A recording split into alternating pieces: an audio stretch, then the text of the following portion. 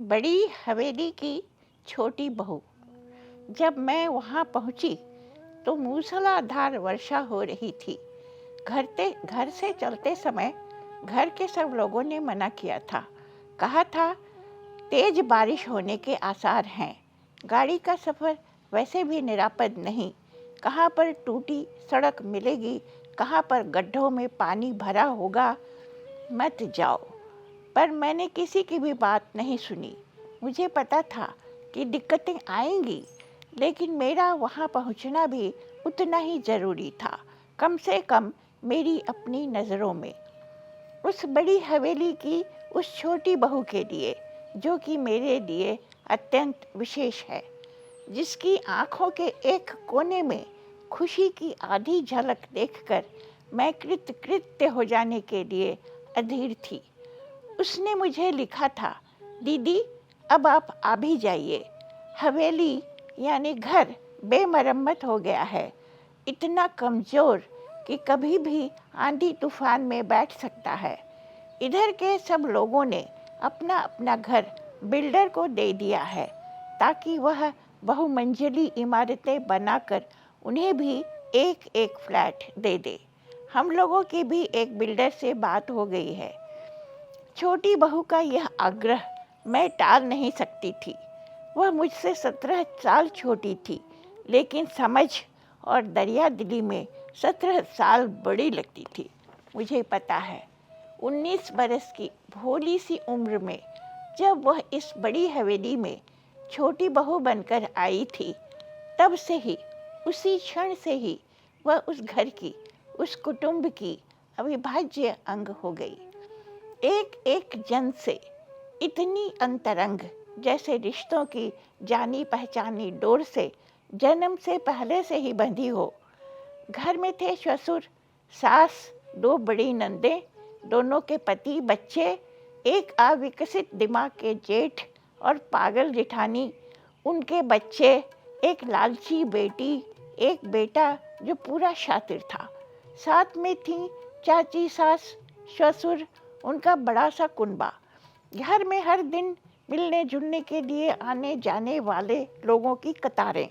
कभी मौसी आ जाती अपने नाती नातिनों को लेकर, कभी बेटी दामाद, कभी मामा मामी आ जाते, कभी बुआ फूफा जी, तो कभी गांव के घर का कोई रिश्तेदार। घर भर के कमरों में, बाहर के दालानों में, आंगन ओसारे में हर समय जैसे भीड़ सी लगी रहती। दाई, नौकर, नाइन, धोबिन, सबसे भरा रहता रसोई और आंगन।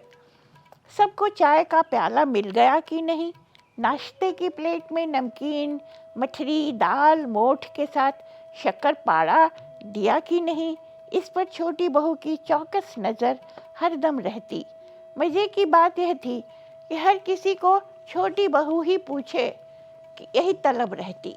उसने जैसे जान दिया था इस बात को, कभी किसी को निराश नहीं किया। बड़ी सी चौहद्दी के अंदर बड़ा सा बगीचा भी था। आम, लीची, जामुन, शहतूत, बेल, चीकू, बेर, फालसा, शरीफा वगैरह तमाम तरह के फलों के ढेरों पेड़ थे। साथ में फूल के पौधों से भी भरा हुआ था आंगन का चारों कोना। सुबह शाम पूजा की घंटी बजती, धूप दीप चंदन की सुगंध वातावरण में तैरती रहती। उसकी शादी से पहले मैं सोचती थी कि छोटी बहू शायद इतने पुराने ज़माने की हवेली में एडजस्ट नहीं कर पाएगी। उस ज़माने की हवेलियों में कमरों से ज़्यादा बरामदे हुआ करते थे। अटैच्ड बाथरूम का तो कोई कॉन्सेप्ट ही नहीं हुआ करता था। घर से दूर आंगन टप कर जाना पड़ता था। रात बिरात आंधी पानी में, सर्दी के दिनों में बाथरूम बड़ी ही दुर्लभ जगह लगती थी। छोटी बहू जब आई तो कभी इस बात पर ना तो झल्लाई ना रोई। जो जैसा था वह उसी रूप में उसको मान्य था। तभी तो अर्ध पागल से जेठ और उनकी पूरी पागल पत्नी को भी उसने कभी हेय दृष्टि से नहीं देखा। बड़ी ननद 20-22 बरस बड़ी थी, लेकिन बराबरी का रिश्ता रखती थी। बड़े नंदोई कुटिल स्वभाव के थे। छोटी बहू अपनी अम्लान मुस्कुराहट से सबका स्वागत करती। छोटी ननद रानी उसी शहर में नहीं रहती थी, इसलिए छुट्टियों में आती थी तो ठीक ठाक, लेकिन गुस्सा उन्हें बड़ी जल्दी आ जाता था। फिर वे अपना सारा धैर्य खो देती थी। उन्हें किसी बात का बुरा ना लगे कि उन्हें गुस्सा आ जाए, इस बात का छोटी बहू पूरा ध्यान रखती। इधर थी जो एक चाची सास, बेहद अभिमानी, नहीं, उन्हें अभिमानी कहना ठीक नहीं होगा, वे थी बेहद स्वाभिमानी। थोड़ी सी भी बात जो चाहे अच्छी नीयत से कही गई हो, अगर जो उन्हें नहीं पसंद आई तो वे पूरा उकटा पुराण लेकर बैठ जाती। उन्हें 50 बरस के हर दिन का तारीख समेत वाकया आंखों देखे हाल की तरह जिंदा याद रहता था। एक भी घटना को भूले बिना वे सारा बैर बदला जुबानी लड़ाई में ले लेती। चाचा ससुर चुप ही रहते, पत्नी पर अंकुश नहीं था, बशर्ते दोनों की बड़ी अच्छी ट्यूनिंग थी। इनके सभी बेटे बेटी बहुओं ने इन दोनों से किनारा कर लिया था, इसलिए हारी बीमारी में दोनों की देखभाल, दवा इत्यादि समय से देने की जिम्मेदारी भी छोटी बहू को ही उठाना होता। पति से सम्मान मिलता और सास ससुर की तो वह लाडली थी। लंबी लंबी नीम की डालें डोल डोल कर सूख गई थीं। चारों ओर का वातावरण बदल चुका था। 22 बरस की अवधि गुजर जाने के बाद वे तमाम लोग एक के बाद एक दूसरी दुनिया में चले गए, जो छोटी बहू को बेहद प्यार करते थे। फिर भी बची हुई थी वह हवेली, जिसके हर कोने में से उसके जीवन का कोई न कोई एक टुकड़ा झांक रहा था। कहीं पर वह सब किसी को धोई हुई धोती, साड़ी, पैंट, शर्ट तार पर से सूख जाने के बाद उतारती रहती, कभी फैलाती रहती, कभी अहाते के दूसरे छोर पर खेल रहे बच्चों को कमरे में ला रही होती, कभी आधी रात को बीमार पापा को पानी पिला रही होती, कभी चाची सास को बाथरूम के पास गिरी हुई पाकर सहारा दे रही होती थी। पागल जेठानी ने एक बार अपना पैर तोड़ लिया। अब सुबह से रात तक उसकी सारी दिनचर्या उसे ही करना होता था, गालियाँ भी सुनना होता था, वह भी बेअसर होकर। यह सब तो था ही उसकी ज़िंदगी में। कभी मैंने उससे पूछा था, छोटी बहू, तुम कभी सिनेमा देखने नहीं जाती हो, होटल में खाने नहीं जाती हो, पति और अपने बच्चों को लेकर कहीं वेकेशन पर नहीं जाती हो, तुम्हारा मन तो करता होगा ना? उसने बड़े प्यार से मुस्कुरा कर मुझे बताया था, सच कहूँ दीदी, मेरा ऐसा करने का कभी भी मन नहीं किया।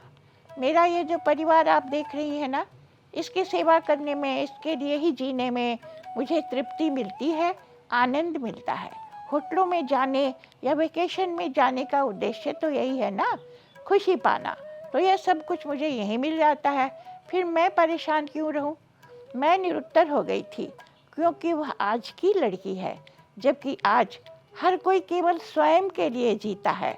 वह एक पढ़ी लिखी लड़की है, इंटरनेट कंप्यूटर के ज़माने की लड़की, पूरी की पूरी जागरूक, दुनिया की खबर रखने वाली, लेकिन आज भी जो शर्म, हया, दया, करुणा, त्याग, क्षमा की अखंड ज्योति जलाए प्रेम की अविरल धारा है।